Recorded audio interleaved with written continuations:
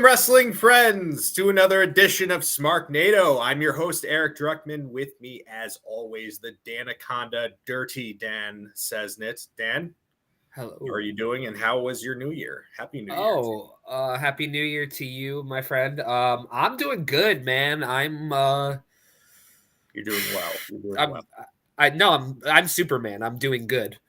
For the people. I see. Oh. Yeah. So no, things are good. We're getting over a little bit of that sickness in the Cesnat household, but other than that, things are great, man. Hear you loud and clear with that, man. Just getting over COVID. So, yeah, I had it last week and wasn't fun. And then, I'm back into form, replenished by all the great wrestling that happened this weekend. Jesus Christ. But I'd be remiss if I didn't mention that we have two very special guests in the house, two members of the Ass Daddies, which is our wrestling group text. It's probably trademarked for something else somewhere else. But first of all, I have Joe Drescher looking quite dapper in his usual attire, I would say. Yeah, actually, this is my pajamas. I sleep in this. You got to be ready to go at all times. I like it very much. If you stay ready, you don't have to get ready, right? If those are his pajamas, just imagine what he dresses like on trial. And then, of course, we have Drew Rivera, who is with us, longtime friends of the show, these two. And, of course, why they're here is for our end-of-the-year awards. Fuck yeah, guys. Drew, how you doing, man? I just want to say I did not wear a suit, but I have my Taylor Swift Eras Tour hoodie on. So I'm in the game as well. Yeah. All right, man. I'm Bullet Club all day. Ooh, I like that. Okay. I'm wearing my American Dragon shirt. This is the fashion episode of Smarknado. It's our year-end fashion awards, actually. You guys you thought it was going to be about wrestling, but we just wanted to talk about what you were wearing today. Mm-hmm. I mean, there was an award show last night, from what I understand. So there was. The Golden Globes were on last night. Yeah. I'm wearing a Gildan twice extra large. Twice extra large. Yes. I like the way you put that. That was very proper. Let's talk about wrestling now. Let's talk about wrestling. Of course, we're here because we're a little bit late for our year-end awards for 2024. It is 2025 already, but we want to talk about everything great that happened during this amazing year of professional wrestling. So without further ado, I'm just going to start the categories. First, we're going to do let's do the pay-per-view or PLE of the year. Drew, how about you start us off? I'm just going basic, man. It was Mania. Like, just the moment of everything. How could you know what I mean? There's other cards that had probably better matches, like bell to bell on them. There's other promotions that definitely did well, but the sheer story and the magnitude of what Mania was I just don't think you can go any other direction. Yeah. Well, you know what, man? I couldn't agree more, which is why I'm going to go next. And my pick is also WrestleMania from this past year. I think that this was just a really important WrestleMania in that it was a changing of the guards. There really wasn't any filler that we were used to before from prior WrestleManias. Everything kind of made sense. Everything that was on the card made storyline sense. A lot of really great matches that happened in general. Sami Zayn and Gunther from night one, I think, was probably the most memorable. Rhea Ripley had her big moment. And, of course, the culmination of the story with Cody Rhodes and Roman Reigns. And I think that the build-up to that this past season was one of the best build-ups that we've had for a WrestleMania main event in a long, long, long time. And they put all their effort into it. The Rock put all his energy into it. And what we got in the end was just like a really, really beautiful WrestleMania. I think it was one of the best WrestleManias of all time. I think that you could make an argument that it's a top 5 WrestleMania, personally. Joe? You know what's so wild about the Mania, though, is that they had to course correct. Remember? Mhm. Like at one point, they were like ready to like screw this entire thing up, and it was like, and do fans Roman had to, Reigns, Roman Reigns versus The Rock. yeah, and the fans Yeah. had to be like, no, this is what's better. Like, give it to us. Exactly. All right. So Joe, how about you go next, man? All right, real quick, just to set kind of the stage. I am not a fan of WWE. Haven't been for years. I follow it on social media only just to keep tabs, but mostly what I watch is AEW and TNA. That being said, I also picked WrestleMania. And I picked it because I didn't want all my answers to be AEW. B, when I found out that Vince McMahon was selling his share of stocks in TKO, I immediately bought some up and then found out the next day that he was bought out. So I bought my competition, which felt very good. So, basically the buy rates for WrestleMania put a little money in my pocket. But C, when you talk about the best show, I was thinking it over, and none of the AEW ones really stuck out to me. None of the TNA ones really stuck out to me. But WrestleMania, for my personal feelings aside, always is just a good show in general. Maybe it doesn't have all the best matches that year or the best wrestling that year. But when you look at everything, it is always the best show. It's the gold standard every year, right? Just as at a minimum, the pomp, the circumstance of it all. So I've had to put WrestleMania just because it always is just a solid show, the spectacle of spectacles. And it had The Rock, so at least there was that nostalgia. So that brought me back a little bit to the old days. For sure.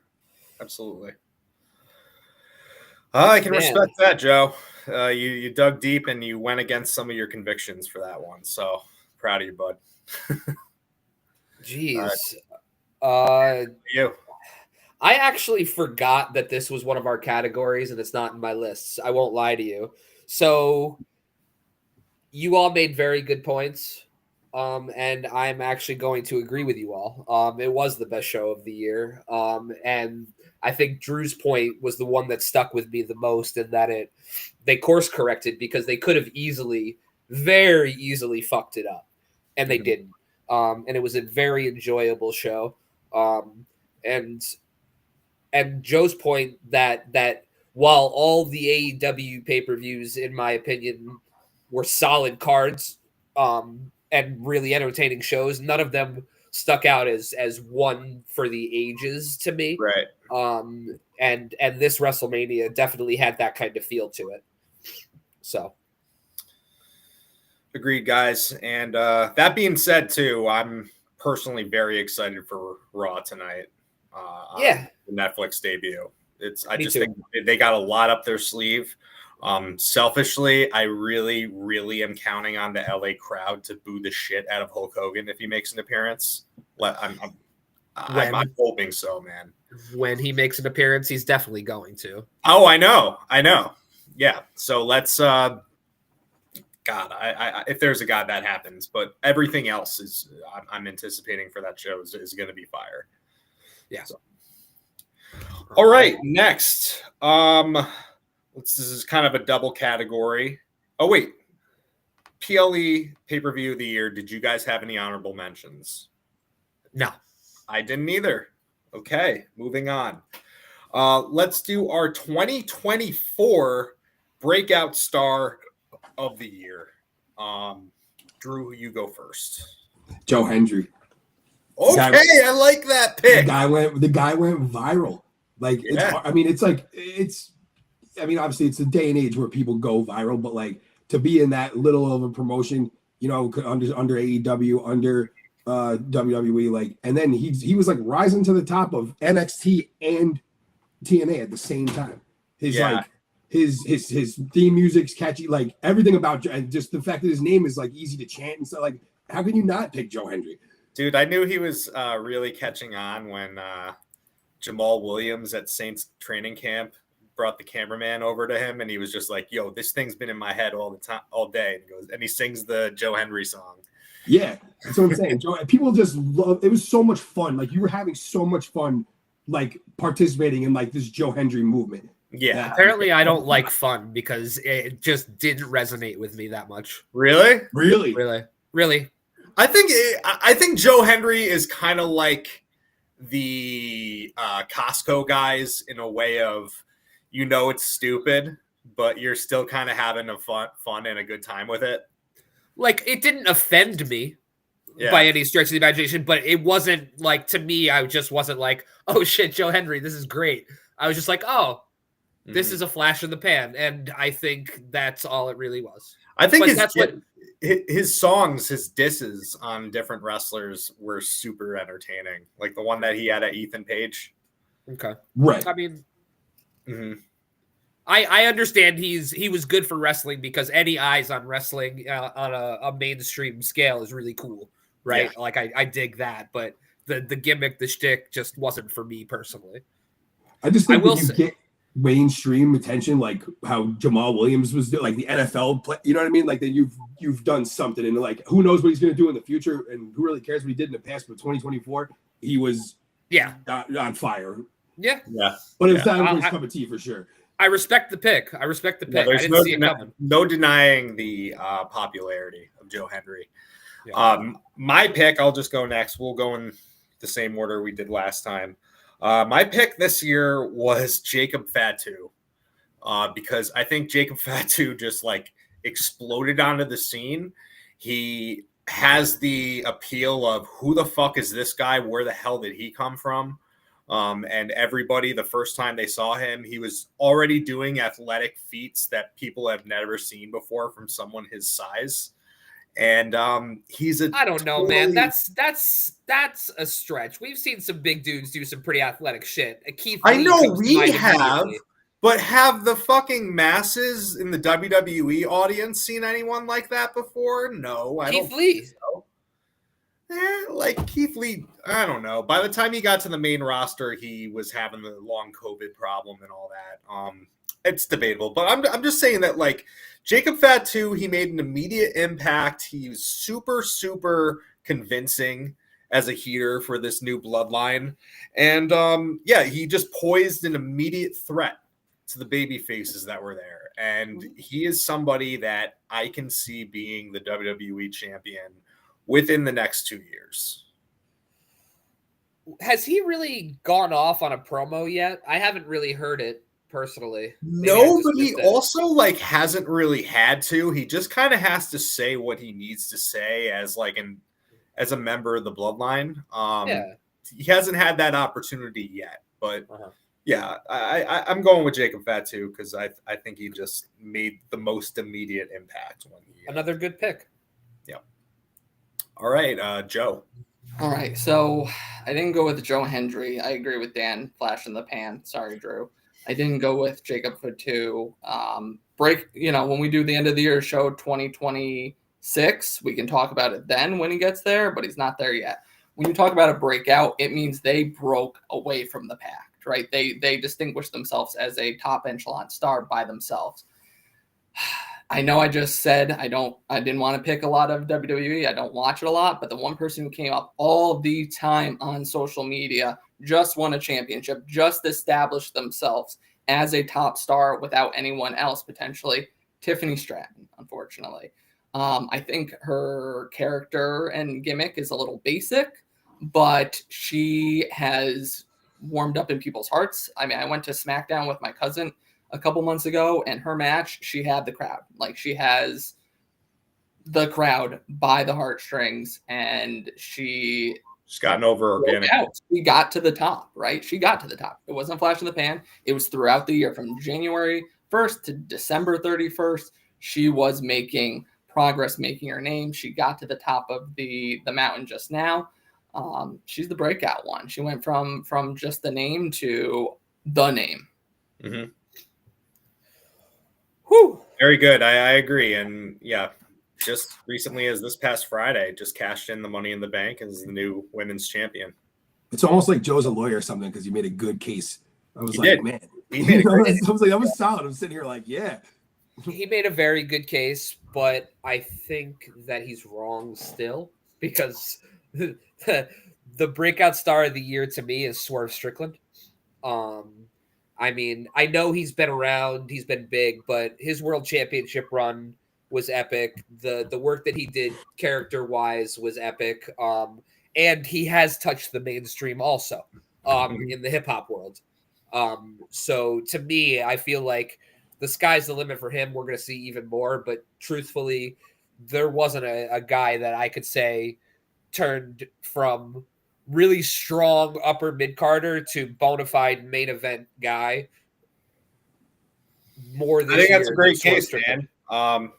I guess to me, when I think of Swerve, I think of his breakout being 2023, like the back half of 2023. And like I felt once it was the year's end by last year, I kind of was in the mindset of he is a main eventer. But again, like what he ascended to in this past year, I think is very much worthy of being the 2024 breakout as well.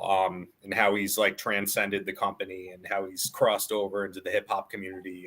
Everything you said is valid. And yeah, I think so. I don't know where AEW would be today without what Swerve has done. If you go back and look at his championship defense run, it's fucking legendary, man. Like just go back and look at it. But yeah, I think that you are correct. He was getting there at the end of 2023, but I just think that title and just he carried that company. See, I feel like the case you just made, Dan, would be more for like if you were to have Swerve for like male wrestler of the year, because like he broke out to main event status, but then like took it up another level. Yeah. Fair point. All right. So that being said, does anyone have honorable mentions for 2024 breakout star of the year? I do. Oh yeah. All right. Drew, you go first. I mean, it's not like a gigantic leap, but I really think Javon Evans is going to be a stud. Like, love that pick, bro. He's so athletic, so dude. bouncy. Like so bouncy. Like he has bunnies. Like gravity does not exist in his world, man. And like the way he gives a shit, like his emotion during like the Randy Orton match, like that he like, and the fact that Orton even gave it to him. Yeah, like, I know. Let him, you know what I mean? Because Orton got that with Undertaker way back in the day, and he kind of like he come full circle and gave it to Javon Evans. And I just think he is just, you rarely get athletes like that. Yeah. He is a reason to watch NXT every single week. Right. Exactly. And actually, the feud that he's in right now with Ethan Page is fire. Ethan Page could have been breakout. He could have been breakout too. He's certainly worthy of getting that as well. Yeah. Shit, man. That's a great pick. I love Javon Evans. My honorable mention is actually Bronson Reed. I think that Bronson Reed really showed this year that he can be a main event level monster. I think that it was just a huge statement when he gave like 8 or 9 tsunamis to Seth Rollins, and he just went on his rampage. And then, they had enough confidence in him to throw him into this new bloodline as well. And unfortunately, he's on the shelf right now. He's going to miss WrestleMania. There's no doubt that I knew that they would have something good planned for him for WrestleMania. But I thought Bronson Reed was someone that just finally broke through as someone like important and not just like another guy they don't really know what to do with on the WWE roster. Joe, you got any honorables? No. I got one. Actually, I have 2. One of them was actually Druck's pick in Jacob Fatu, and the other is the scapegoat, Jack Perry. The man completely changed his image, went to Japan, took what was a child's gimmick for all intents and purposes, and turned himself into maybe not the most credible, scary guy, but he's definitely more convincing now than he was in the past. Yeah. I don't know. To me, like, I respect that, and you certainly made all the right cases, but there's just something with Jack Perry. I just don't feel it as far as, like, believing it. I like him when he's around. Yeah. It clicks for me a little bit. I think that full-on character shift is kind of why I felt that way. Mm-hmm. So, but, all right. Yeah, for sure. All right. 2025 breakout star prediction. Who do you got, Drew? Drew, your Muted. microphone cut out. Sorry, I was actually going to say Javon Evans for that one. Like, I think he's going to just go to the moon. I think I think he's like going to be one of the, hopefully one of like the fastest like expedited people to like the main roster. But it all depends on his character work, like because in the ring he's money. Yeah, I just think I just think his ceiling like is so high that it's just that we don't even comprehend like how good he could actually be. Mm-hmm. You know, that being said, sure. I kind of think the way his style is, I would like to see him like in my fantasy booking, like wrestle more dudes from AEW, honestly. Yeah. Then, you know how the WWE works a little bit, but either way, I wouldn't be surprised if he did a little TNA crossover because they're doing that with NXT too. Right. Have him in a Ultimate X match. Forget about it. Well, for what? The non-existent X Division Championship? Are they really? I don't know. Good I don't point. know if I'm completely sold on them actually getting rid of it. I think it's a storyline. I want to say it's a storyline because that would just be so tone deaf beyond words if they got rid of that belt. You bring back the name and the color and the feel, then you get rid of the X Division title. Yeah, no, it has to be storyline. I hope so. Yeah. I want to be wrong. I haven't really dug into it. I think I saw a couple. To be of tweets fair, I about haven't really either. So the Ultimate X match though, like kind of like kept me like way back in the early 2000s, you know, mid 2000s, like watching TNA. Like I was just like that was what got stuck. Like it was so different, so novel. You know, yeah, like I was just like, what is something this? And it was all different. athletic dudes. Yeah, kind of like in the same way the 6-sided ring was when they had that. You know. All right. My 2025 breakout prediction. Maybe digging a little deep here, but this is someone that is wrestling very consistently every single month at a very high level. She is under AEW contract, but just has yet to formally debut. But I think when she does, she's going to take over the world, and that's Megan Bayne. Didn't you say this last year? I might have. I I'm pretty sure you did. Wow, Dan from the top rope. I'm pretty sure you did. I want you to be right. I want you to be right. I think that she's going to be huge. I really do. I agree with you. We've been waiting for this for so long. I know. Yeah. Truck's over here arguing the 2024 breakout. Her GCW show, she's wrestling against the who's who of names every single month. She's getting her reps in, man. Big time. So like, I don't know, man.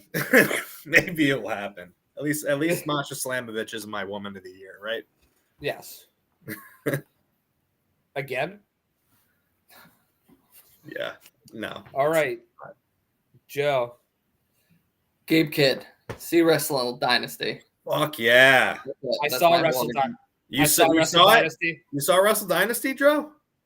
I watched the Omega Kid match. Oh yeah, you liked it? And some clips from like Ricochet. And yeah, no, I saw the clips. I watched the match for Omega.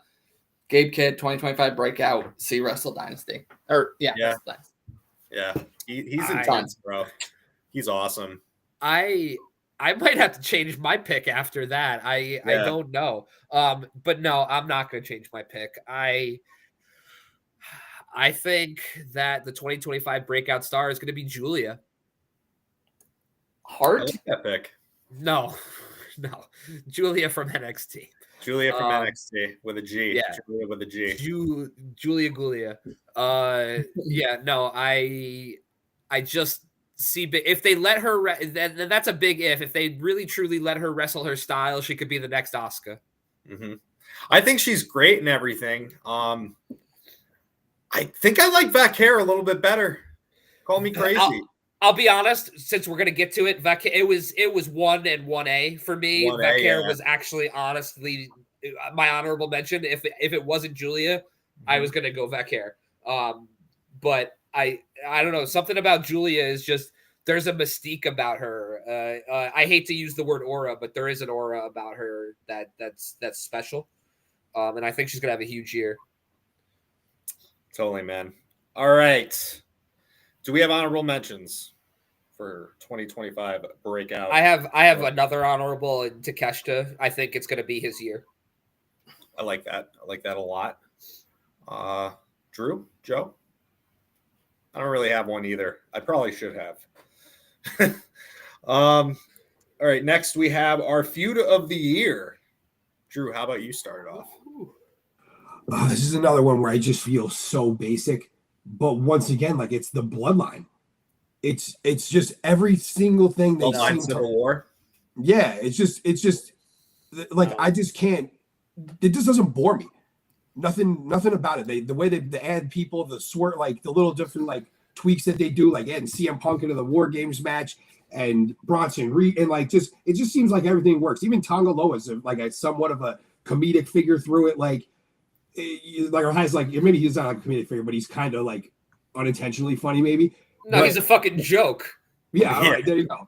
But either way, like Jacob Fatu, like it's just so layered. Like everything's so different, but it all like works. Solo stepping his shit up. Like I think he stepped up a lot. It's just I don't know. I like it. I can definitely get down with that, Drew. It's just basic, man. It is. I just feel like I know it's basic, but it's like it's the overarching thing in WWE right now that gets a lot of people to tune in because they intentionally try to make it as compelling as possible. I'm saying, like, how is it not stale? Like, something that's going on for this long. Yeah, you're right. Is crazy. I agree, man. It is not my pick, though, however. My feud of the year is probably the next most basic thing, but it's Drew McIntyre versus CM Punk. And I'm going to tell you why. Just because, like, I think that Drew McIntyre deserves so much credit for making this so interesting, even when CM Punk was injured, and just had everybody talking about it. Just how intense it all got. Yes, I would say the one thing that was kind of stupid was the bracelet. I respect that. But still, like the level of intensity that this feud got to, and then this culminating in personally what I feel is like one of the best Hell in a Cell matches that has happened in the last 10 years. I got to give them their flowers, and it was fun to watch every single week. Drew versus CM Punk is my pick. Joe, please save me. As a bracelet wearer every day, actually, I was very compelled by that storyline. But as a part owner of TKO myself, I thank you for the support, but I'm going a different route. And I don't have an honorable mention, but I have a 1A and a 1B, both from AEW. My 1A and 1B is going to be Toni Storm and Mariah May on one side, and Swerve and Hangman on the other side. Swerve burned a man's house down. That is obviously the feud of the year. Hangman burned a man's house. Yeah, I think that was my feud of the year last year, though. No, that was, to be fair. Right. It's Sorry, still I just ongoing. got real passionate. It's ongoing, and for them to be able to pick it up with that much intensity and that much, like they can pick it up and you feel like it never ended. There is no two men in wrestling that hate each other more than those two guys. It just permeates under the ground at all times. Like even when they're not feuding, you're like, is one of them going to show up? Like that's a feud. They just hate each other. It's not like, hey, we're in the same area, let's fight for a little bit, and then we're cool now. We're not going to talk. We're not going to see each other ever again. They will constantly go at it throughout the year. It's not going to be one of those feuds that ends up in a can they get along tag team, because the fucking answer is no. No. Like it is the greatest feud in the history of AEW, and it's the best feud. I think that's fair. That's I think you're right. And Mariah May and Toni Storm was a great feud because it started off as friends, then there was the turn. And I'm telling you, I don't think it's over yet. I think the whole Toni Storm being a rookie is like maybe like an amnesia kind of thing, and they're gonna get back at it. I agree with you there. Agreed there, man. Yeah, great cases for both of you. So I assume Dan, your pick is Swerve versus Hangman. Yeah, it is. Okay. All right. So, does anyone have honorable mentions for feud of the year? Mine was it was Punk and McIntyre. I'll definitely say my runner up would be Hangman versus because both I you was made I was close, but compelling truly case. the bracelet shit fucking threw me off, man. You were that upset too? It was so dumb. No, I mean like you were. I thought you were sad about it because I was heartbroken. I really know. felt that the names when of when one of these breaks, man, it's like I'm like Darth Vader, like coming when he finds out Padme died. I'm like, no, like it's bad. Okay. Okay. Well, I'm glad that it upped that feud for you. I think it also needs to be mentioned too with Drew and CM Punk, the lengths that Drew would go to on social media just to get in Punk's head. Oh, they were so good. Like he went to that bakery that that Punk likes and says it sucks and shit. Yeah, And just it was very good. It was very good, but it wasn't a blood feud to me. Like it I just agree. it was silly at times. fair. It was fun though. Wrestling's fun, guys. Yeah. All right. Next, we have our moment of the year. Big one here. So many great moments in 2024. Drew, what do you got? I mean, the entire last 5 minutes of WrestleMania. Okay. You know, like I don't know how you can, it's the same logic we've said all night. It's just that last 5 minutes was just we all sat there as fans and just was like, that was my move. Like that's just that 5 minutes was the most compelling 5 minutes all year. It was for multiple different reasons, for the nostalgia of it, for the the fact that like they course correct, like just everything. Like it wasn't just like, oh, it's necessarily like the best, like I guess on paper moment or something like that, but adding everything around it, I think the magnitude of it was the biggest. And you were waiting for Cody to finally win it too. Right. Plus, you get I mean, the only thing that would have been better is if fucking it was Austin instead of Undertaker, right? If he turned around and Austin just hit him with the double fingers and just the stunner, and Rock takes it where the boy like just like you were bounces off his knees and goes flying, it would have just been that much more epic. But that's where I'm at. I love it, man. So my moment of the year, I have some honorable mentions, which we're gonna get to, but this one I have to be fully biased on because he is my hero and I love him and I'm representing him today.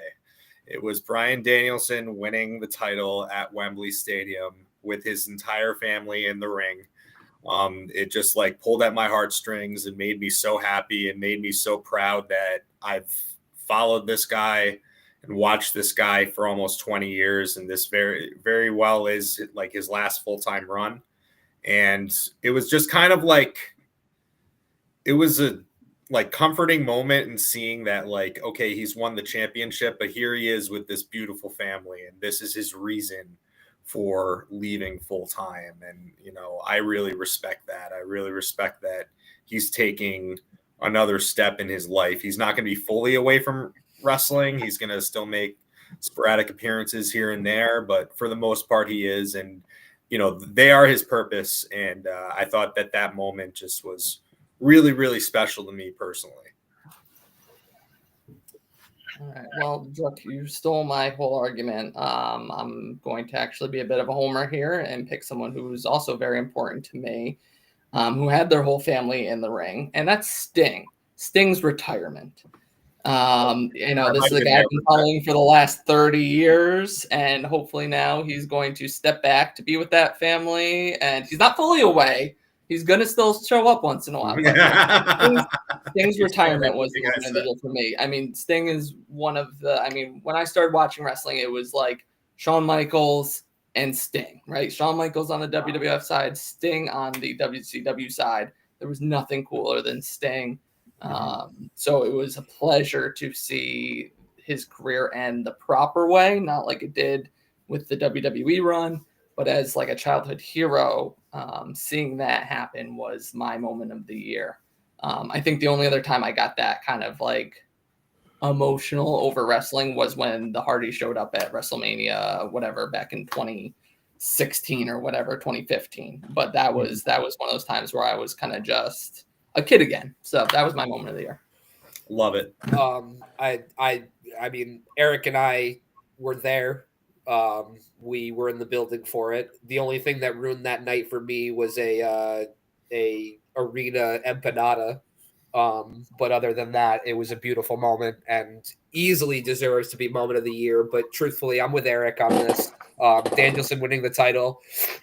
It was the only moment in recent memory in wrestling that has actually made me shed real tears. I'm man enough to admit that. When he was being kicked in his chest and yelling, "I love you so much," at his family, it was just, how could you not just feel something in that moment? I'm welling up thinking about it. I watched the match earlier today and I got misty, right? So, and it felt like a feeling of kind of letting go of his career in a way too. It was. Just like it did. a peaceful like transfer of, okay, you know, you can move on to the next stage of your life. We love you and appreciate everything you've done. Yeah, and even though he's still not done yet, like he still had to go through Moxley and all that and whatnot. But just that moment with him and his family in the ring is just it's the most heartwarming you could do. I think basically outside of when Kofi won, honestly. I don't think I really felt an emotion like that since Kofi. And again, that was another one that we were in the building for. You know what I mean? So, right. It's for me, and it was magic, man. It truly was. I don't think we'll see another moment like that for a really long time. Couldn't agree more, man. Honorable mentions for this category. I have a few. Drew, what do you got? No, you guys don't have any. You took them all. I took them. Okay. It was like it was like Danielson. You know, it's like Sting's retirement. Those are huge. Like I was like, that was the only other ones I was considering, honestly. All right, so I have Sting's retirement again for all the reasons that Dan and Joe have said of why that was such a great moment.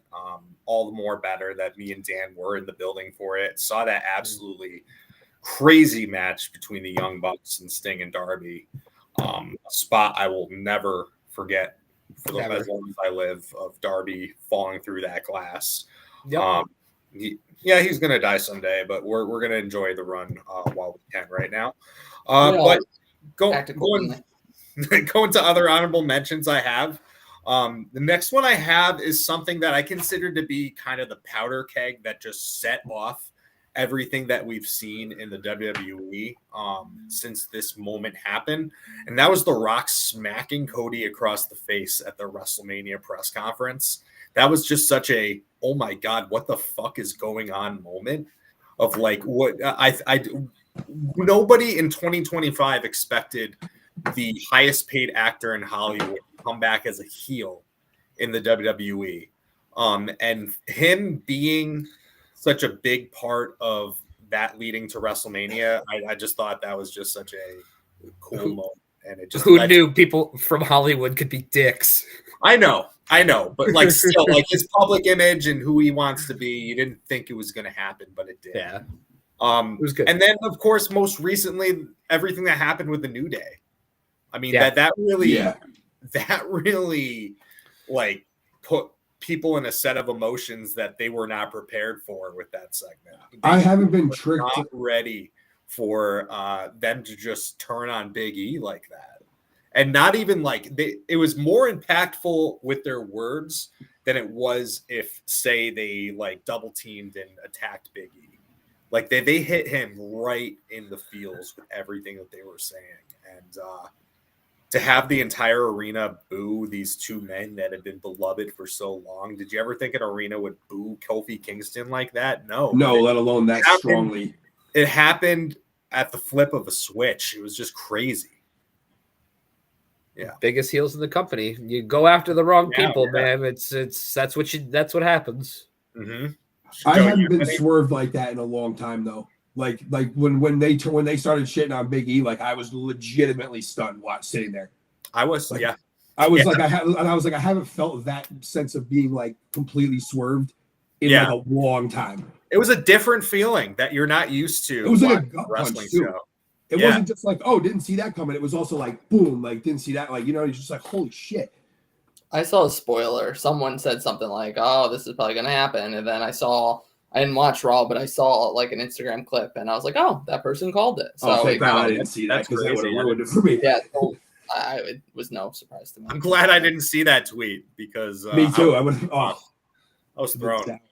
Good thing I didn't send Yeah, it to do you you have guys in the group chat. Henry, any honorable mentions for moment of the year, Dan? Nah. I said Nah? Sting. I said Sting before. Fair enough. Okay. All right. Whew. Huge category right here. Our match of the year. Drew, start it off. So I had two, but I'm not sure because I was lazy and I didn't look it up if this one happened in 2024. But the Hangman and Swerve match where he staples the paper to his cheeks, was that last year or this year? In the cage? I think that Yeah. was this year with Yeah, that was this year. Yeah. Then that's my match of the year. Great pick. Oh, Like because I like the more like hardcore aspects. I'm I'm not a deathmatch guy like that much like John is. But like when I go back and watch old WWE stuff, it's never just really regular matches. It's like I want the TLCs, I want and so like that was just right up my alley. And like those two dudes, like Dan said before about their feud, it was so palpable. they want each other dead. Yeah, and like just in like the extremes they went to, man, stapling a paper to a man's face, like what is going on? Like I was just sitting there like, holy shit, like you've got to be kidding me. And it rightfully escalated to that point too. It did. Like everything made sense for once. It was just like, oh, like it was just the way it was step by step to build up, and it was just, and that's what it culminated in. That's what people do. And in real life, it ends up being like somebody ends up dead or like shot or something. Like there's like so where they could go within the world and parameters they have in their world, like just phenomenal. Like stand up. For sure, man. Great pick right there. My match of the year is going to be Ospreay and Danielson. And yeah, that was my honorable mention. It's going to be on a lot of people's lists. This was just phenomenal. I'm going to hold it for, well, let's just see. Dan, who was your match of the year? Joe. Oh, Joe. Okay. Joe got skipped. Actually, I almost picked Ospreay. Well, I wanted. Okay, go ahead. I almost did. So that would be my honorable mention because in the end I picked Swerve and Danielson. Mm-hmm. So I will, for all the reasons Dan set forth in his feud of the year or his moment of the year, sorry. That's the reason. I was just a good wrestling, and you know me, I'm the casual guy for the casual, casual fan, casual man for the casual fan. So the wrestling's not all for it. It's not all about the wrestling for me, but the match was good. The wrestling was good. The story was good. The lead up was good. The emotion and atmosphere was good. Mm-hmm. And the letdown was good. Like it just, everything about that match was good beyond just a wrestling match. So that's my pick. All right, now go, Dan. I watched both of them today. Okay. Including also Sting's retirement match. One of 3 matches I watched today. And this was a really tough decision for me. But in my heart of hearts, I would be lying to myself if I said it was truly Ospreay and Danielson for me. It's Swerve and Danielson. Really? I Yes. like the same person. The story was there. The wrestling was still there. Swerve might not be Ospreay, but Swerve is an excellent talent in the ring, far and above much of the industry. And they told a masterclass of a guy fighting for his career. They told a masterclass of it. And I shed real tears. I had real emotion. And it's hard for me to not pair that with my match of the year. Yeah. For sure. And it was one of the best from like the old generation, or the last generation, not the old the last generation, versus one of the best for like the current generation too. Yeah. Mm-hmm. And I'm talking about wrestlers, not just like in the ring, but like wrestler full stop. The whole package. Yeah. The whole package. And that was a tough one for me, man, because I'll tell you the God's honest truth. On my list, I had Danielson Ospreay written down, and I changed my mind like halfway through the show. I knew you did. That's why I was going to go to you next instead of Joe. I changed my mind halfway through the show with like details of the match because I didn't see it as recently as you. Yeah. I mean, no, it was incredible, but it didn't hold my attention as much as Swerve and Danielson did. I was just there waiting. Stronger story. I totally understand that. Yeah. So Ospreay versus Danielson is obviously your honorable mention, right? For sure. For sure. Okay. Drew, do you have any honorable mentions? No. Drew, you are muted. The main event for Mania, honestly, it can be an honorable mention. McIntyre Punk, honorable mention. Obviously the Ospreay Danielson one was insane. Mm-hmm. Hell, you know what? I'll throw a quick honorable mention in there to the best TV match of the year, and that's Ospreay and Darby. That was great. Absolutely. I want to say, like, my honorable mentions, I could just put down 3 Ospreay matches. True. You know, pretty easy. Ospreay versus Fletcher, you could pick either one that they've had recently. Fletcher's, we should have picked him for breakout. He's a breakout of the year. Hell yeah. Yeah. Forgot about Fully Fletcher. worthy. Ospreay versus MJF from Dynamite was unbelievable. That went almost 60 minutes. Yeah. That was wild. And then I put down 2 matches that we saw at AEW Revolution that were 2 of the best matches I ever saw live, and that was Danielson versus Eddie Kingston. Oh my God, how could I forget? And then we saw Ospreay versus Takeshita. Yeah, and those were killer. That whole card was really fire. Like we got a treat that night, my friends. Like, no doubt about it. No doubt, man. Empanada is not a treat. Not a treat. Don't eat stadium empanadas. No honorable mention for you? All right. You don't have any honorable mentions in any category, right? No, I mean, Ospreay and Danielson was my honorable mention. Oh, okay. Okay. Gotcha. All right. I will control the ship at sea. All right, my the next category we have here, I guess I can just preface this by saying it was a little bit of a down year in tag team wrestling, but I'd like to hear everybody's tag team of the year. Drew, what do you got? So it's super funny that you say that because I struggled with this one like so hard, and I was like, there's nobody that just how is there no tag team that just pops to mind when I grew up on tag team wrestling? Mm-hmm. You know, like it's just, and so, like, the way that Joe had a very personal connection to the Sting match or retirement match thing, mine is just going to be, like, more different. It's just the Miracle Generation. Okay. It's just guys that you love watching. I love these guys. They're my favorite indie tag team. They kind of overtook Culture Inc. for me, like, which I thought was going to be very hard. I just, like, haven't seen Culture Inc. that often. When you brought me to the White Eagle to watch them, like, I fuck with them. Like, I just like their style. I think that they're hungry. They want it. Like you see it on their Instagram stuff, driving all over the place, just wrestling, just wanting it, living it, the dream. And they got to debut in Ring of Honor, and like it's just like they're gonna be like just in the next like 3 years, like they're gonna be somewhere very, very high. I at least want to see them get the WWE ID. I agree. And I just think that they're gonna be really good, man. Like they're very good team. Like teamwork is good.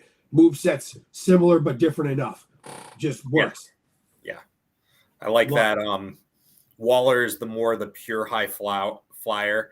And while Kylon King can fly, he is more the power guy out of both of them, you know. But Kylon King is a much better natural athlete, though. Yes. Like you can see it in the way that he moves, is very instinctive and athletic.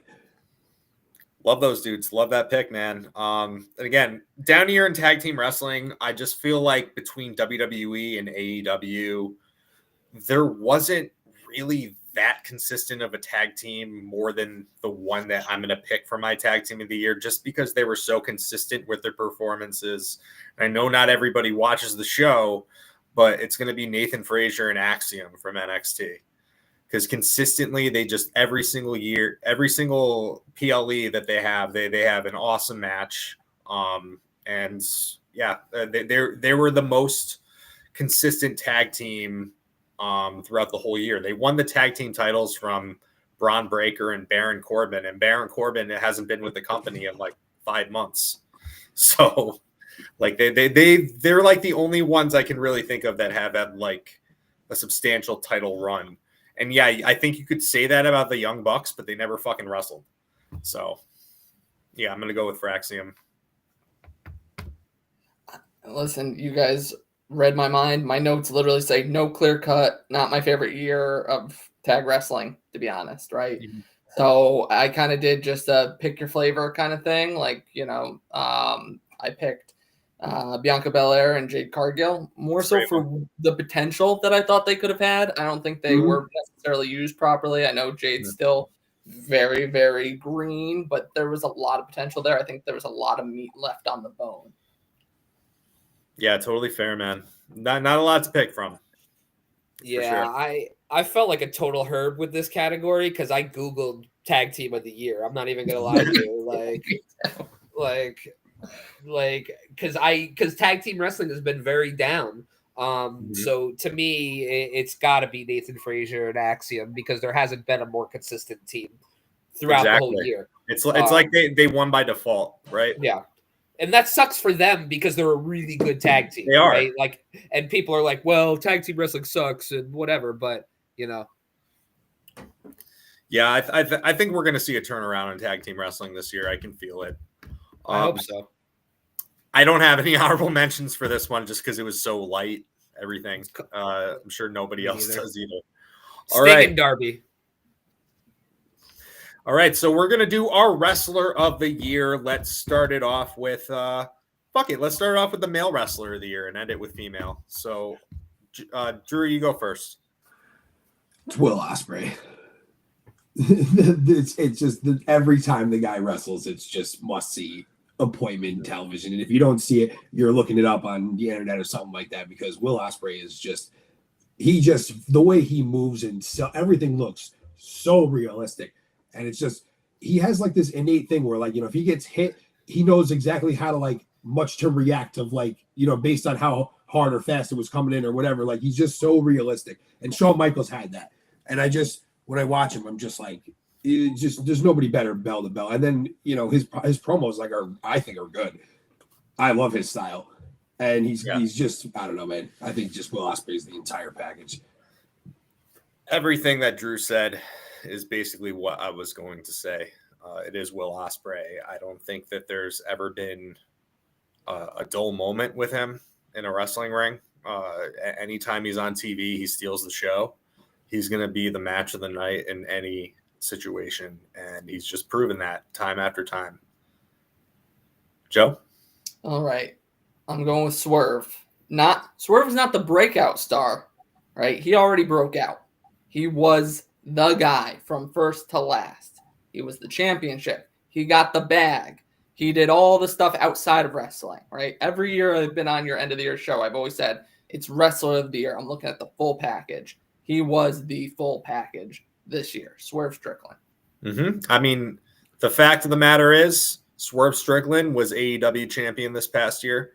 Will Ospreay was not. So even going by that alone, and I think you can make an argument Swerve bigger cultural impact than.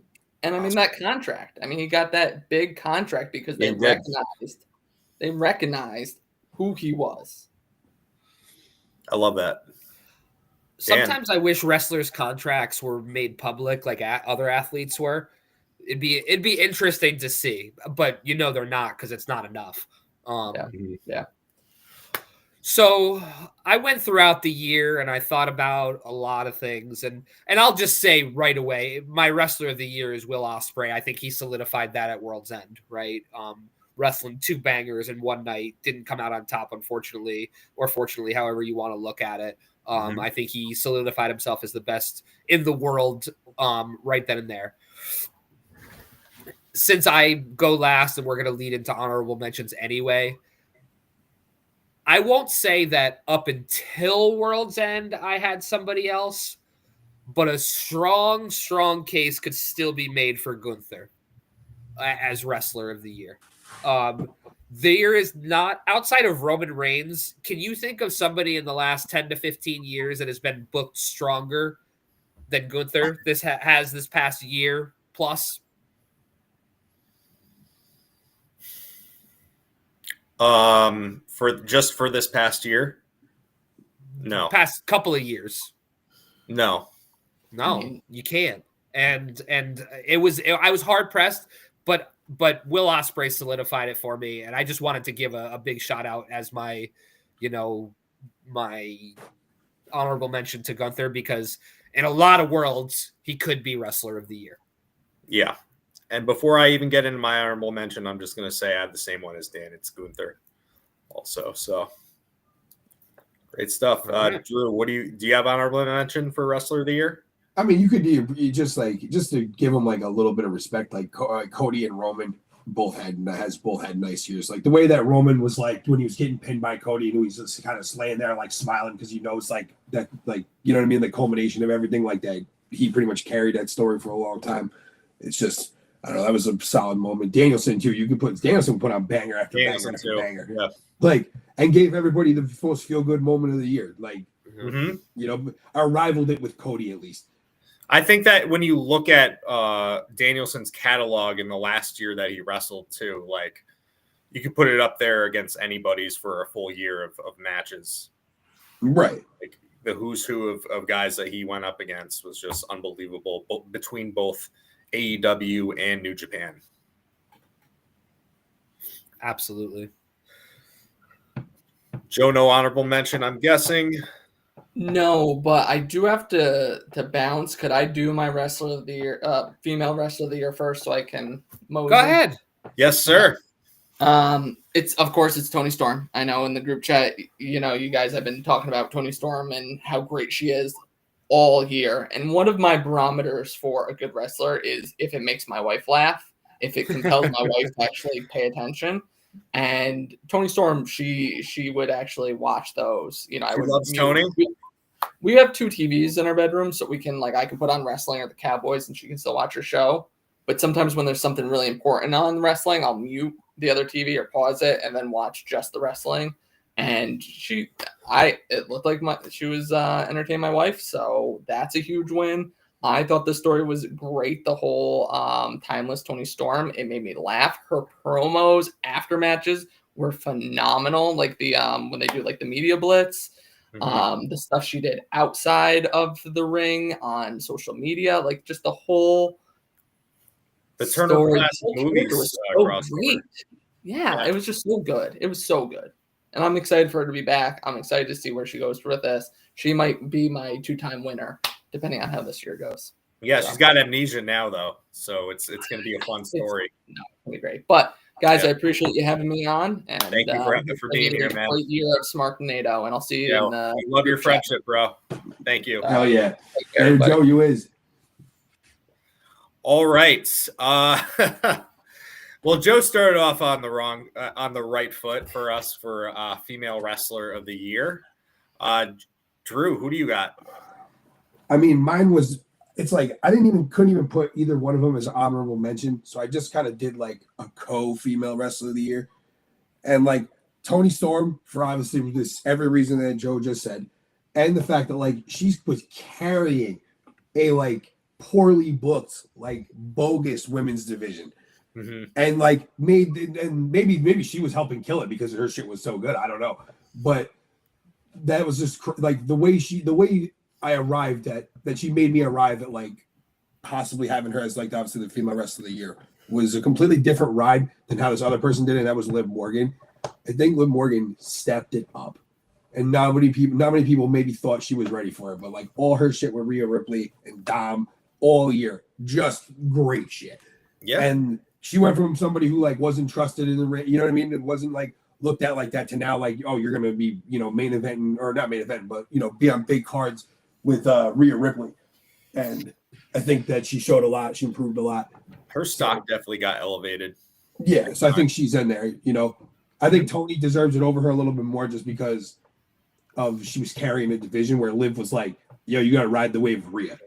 It's an easier task. Absolutely. But Toni is also very her storyline is original. Liv, you can plug Liv in, anybody with some talent, you can plug Liv's story into. I'm not saying she's not talented. I'm not saying she didn't have a great year, but it's a generic storyline, right? Mhm. Toni Storm changed women's wrestling. Of what? Seducing Dom? Yeah. I mean, is Nia uh, Jax seducing Dom? Is you know what I mean? Is that like hitting the same? Yeah. Come on, man. Come on. I mean, You know what I meant. I think Liv is fine, but for all the reasons everyone said, I think what Toni Storm did this year was just so unprecedented in terms of character, presentation, crossover appeal, the originality of her promos, her just creating this entire like Toni Storm universe. You're just watching a show within a show when she is on AEW, and I just think that she has just transcended not even women's wrestling, like professional wrestling this past year. I am so impressed with Toni, and like Toni has been one of my favorites for a very long time, and like I was always very much into the OG Toni Storm with the backwards hat and just like, you know, her badass attitude and everything, but her just showing this entire new layer of her personality. It's like I know that right now she is kind of doing the amnesia thing. She is the rocker again, but we know that this is temporary until like she gets her bearings again. And it's like that version of Toni I don't even want to see anymore. Like this new version of Toni being this old style Hollywood star is fantastic. And yeah, just to go with that too. I thought that Mariah May just was phenomenal in her role as well with Toni. Yeah. I mean, obviously my women's wrestler of the year is Toni Storm. Truly something unique that we've never seen before. And I don't think we'll ever see anything like it again. If we do, it'll be a very watered down copycat version. Yeah. But I have to give a huge shout out to Athena, who doesn't get a lot of love on these shows. I know a lot of people don't watch Ring of Honor. I don't watch it religiously. I tune in from time to time and catch some matches. But the work that she's been doing, she's been carrying that show. She's been the Ring of Honor Women's Champion for God knows how long now. And now she's going on to do stuff in Japan as well, again. So she is a workhorse in every sense of the word. I think that's fair, Dan. And I think that she's somebody that we need to keep an eye on in 2025 as far as a breakout candidate is concerned, because when I watched her on Wrestle Dynasty a couple days ago, not only like she just looks like she is on a different level right now. She has gotten herself into tremendous shape too. She's moving faster than I've ever seen her move before. She has more intensity than she's ever had. I think huge things are coming for Athena. I think the inevitable clash of her and Mercedes Moné is going to be really, really, really fucking good. I know that we're not huge fans of Mercedes in general. She's been putting on the performances, man. I got to give her flowers. But she's been doing really well. No doubt about it. That inevitable clash between belt collector Mercedes and Athena is going to be a legendary women's match, the likes of, Bayley and Sasha. Absolutely. All right. Honorable mentions for this category. Dan, you have anything? That was it for me. Just Athena. Yeah, I was Mariah May. I pretty much said it. Yeah, Mariah May, Liv Morgan. That was mine. Yeah, Mariah May was. I think she's such a special talent. I think she was 100% worthy of being declared a 2024 breakout as well. Much more than just a pretty face. Showed that she is one of the most technically sound women's wrestlers in AEW and of all the major promotions. She's a gem. And she is somebody that is just very much zeroed in on her character of just being ruthless and mean. And it's great. I love what I'm seeing in certain aspects of the women's division in AEW. I would say that this year has kind of been a step forward for AEW women's wrestling than it has been in years past. Unfortunately, I feel like the tag team division sort of took the brunt of that. But I'm glad that the women's division is coming into its own. So no doubt. All right, guys, great show. Drew, as always a pleasure to have you here. No, Did thanks, you dude. want to plug I love this anything? shit. What's that? Did you want to plug anything? No, not at all. I mean, Yeah. just go Chelsea. Go Dan? Chelsea. Go Birds. Oh, that's right. Oh, yeah. My team plays the Bills this week. Oh, Oof. yeah. Hey, well, congratulations to both of your football teams for making the playoffs, guys. Especially to you, Drew. The Broncos are a really fun story. They Bo are. Nix, man. Bo Nix is the truth. Yeah, he's actually pretty fun to watch, man. You got a good one. I hope. Just, because it's been a long time. We haven't made the playoffs since we won the Super Bowl with Peyton Manning. It's been like 9 years. And you guys brought like a dead Peyton Manning to the Super Bowl and won. He fell off so hard. He was an straight up all-pro. weekend at Bernie's. We had him for 5 years. Yeah, we had him for 5 years, and he was like through like year 1 through 4, he was money, and then it was like 6 games into year 5, it just went to nothing. I know, and it's just like this is our only window, God. and he's like, but he's dead. He's Right. like 2020 Matt Hardy. Yeah, Right. We were digging Peyton up from the graveyard on the way to the game. I know. Just It was brutal. just like it was literally his last breath in football. But all right, guys. We'll have a football podcast maybe sometime someday. That'd be fun. Who knows? Maybe. But as always, follow us on Instagram at Smarknado, on Twitter at Smarknado1. Leave us a 5-star review on Apple Podcasts, and go check out our link tree. Should see that QR code in the corner if you're watching this right now. Go check that out. All of our shit is there. And Dan, do you have anything left for us? No, man. Just stay fresh, cheese bags. Keep watching wrestling.